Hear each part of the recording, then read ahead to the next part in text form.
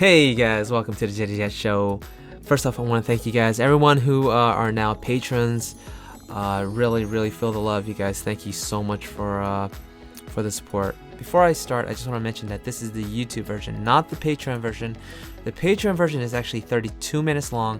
I give the full in-depth breakdown. There are no pauses, no breaks throughout the whole video. So support me on my Patreon if you guys want that version by tonight to receive this reward. Otherwise, I'm going to have it uploaded onto my Gumroad store later within the week. Links in the description. Thanks. Alright, so we are drawing Nova from Starcraft, aka Widowmaker's Overwatch skin, but she is her own character for some who might not know. She is a character actually from Starcraft. She is not Widowmaker, but they decided to make a skin out of her.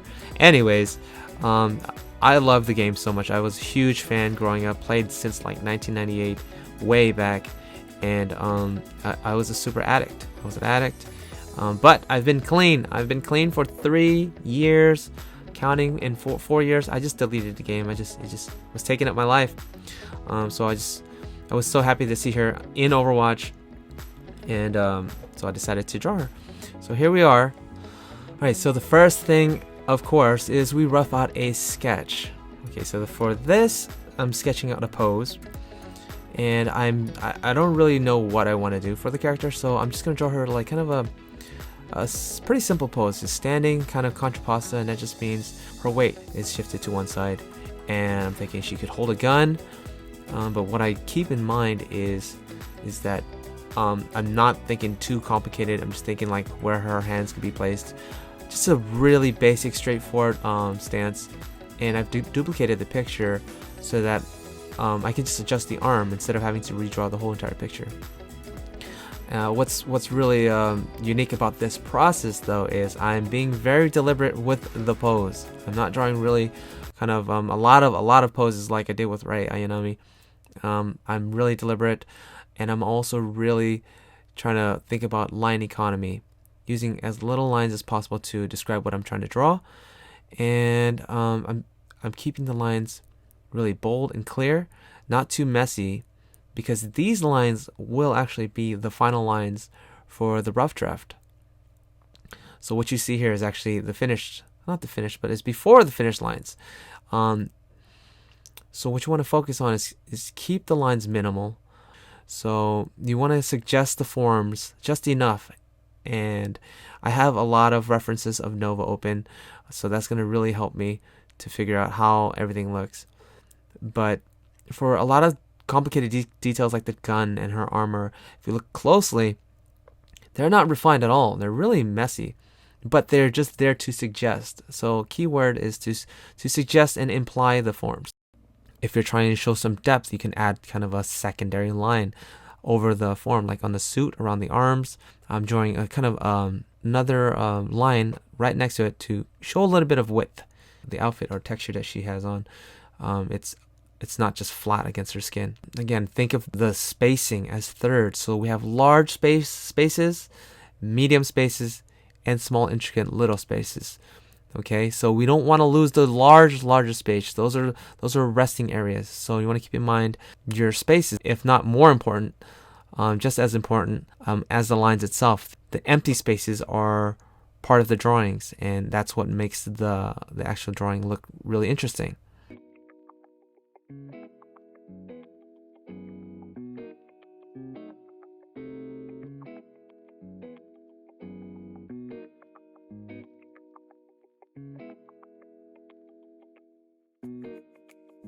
Alright, so the next thing I do is I'm thinking about adding kind of an ambient light source in the front. I do want her to be in mostly shadow. That's why I'm choosing this blue wash. But then I go back and I remove all of these blues, so you can establish some lights. But for this one, I actually go back and take the hair portion and use the hue saturation slider to adjust it to a yellow color, giving it that local hair color, which is blonde and yellow. I did this because I realized I want the local ambient colors to be the wash color that's underneath.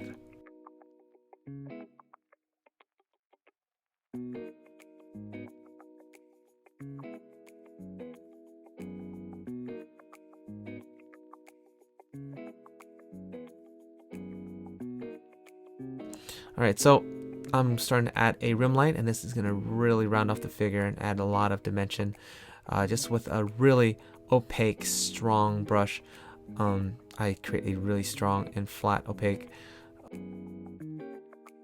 The moment you stop creating is the moment your drawing starts to die and lose energy.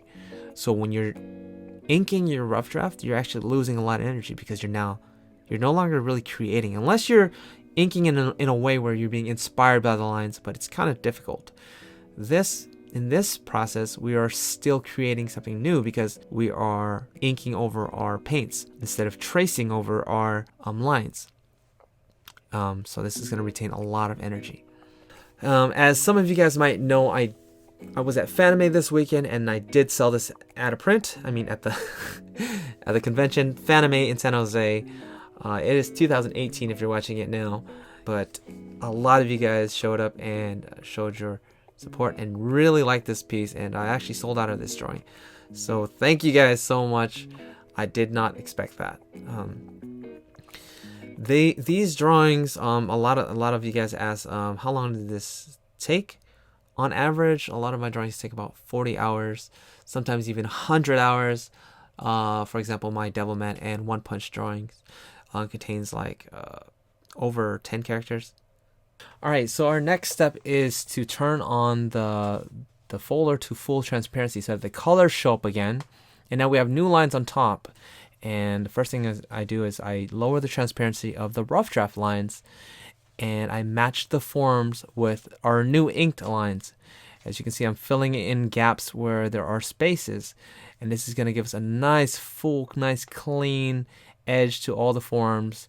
And you can also lower the opacity of the new inks, and that'll help blend in with the forms, and it'll look as if there aren't any inks and the forms are containing themselves in a nice strong shape, nice strong form. And note that the butt, I actually shaved off a bit of her butt. I'm thinking that would look kind of cool, but in the final print I actually added the butt back in like the initial sketch. So keep that in mind if you guys notice that later. Okay, so what you want to keep in mind at this stage, the most important part, if you notice, the values were a lot mid-tone, a lot of light values, wishy-washy.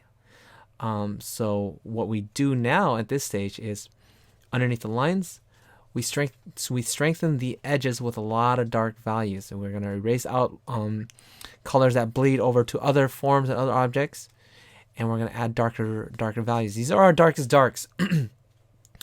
These are our darkest darks of the forms, and so we're going to use it to help identify the edges of forms and elements like the armor or hair, where forms are turning into space or receding. You can also add some dark edge to those too, without having to add detail that is too dark or too messy that will distract from the overall picture. But this process can be done in just about 3 to 4 layers as you go. But it is nice to have layers for backup. And also, if you've seen the Rei Ayanami technique, that is the epitome of layers. I think I had over 200 layers, 100 layers, I'm sure. You can go back and count them. Go pick it up if you haven't already. You will see this. That is a true layer approach. Now this is semi-true non-layer approach. For Rei, I had a layer for every single color, and every single color had a shadow light and a hue saturation layer for every single color. Multiply that by 20 colors. That's a lot of layers, and it can get really heavy. I mean, dragging your program down, things move a little slow. Alright, so for our final touch, the final of final, my favorite part is I am putting our little saturations, little saturation where things are turning. People call it the subsurface scattering, but there isn't any subsurface to the metal. So what the hell's going on? I just like to saturate the edges. This is where the forms are turning. Like a lot of the forms turn from light into shadow. Those are great areas to hit this little saturation. You can hit it with whatever color you want. Actually, it's up to you.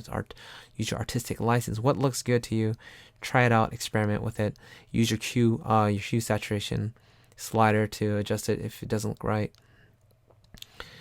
and it really helps to identify and show where those shadows are turning before they just turn. They just go from light to shadow. But once you add them in there, the drawing just pops and looks juicy and just elegant and really nice. A lot of hue variation, and almost painterly. So I pretty much go in and just render out all the forms, punching out those nice strong edges, pulling out some more lights, but it's just back and forth through all that. So the video is come to an end. So I'd just like to thank everybody who picked up this Patreon reward packet through Gumroad or through Patreon. You guys are amazing. Couldn't do this without you guys. FYI, you guys, I will be at Anime Expo and SAC Anime this year, 2018. Anime Expo is going to be July 5th through the 8th, and SAC Anime is going to be in August 30th to like September 2nd, I believe, September 2nd or 3rd. Please come out and give me a big old hug, high five, slap hands, and you guys can pick up a print as well. Yeah, so thanks everybody, take care, and pieces.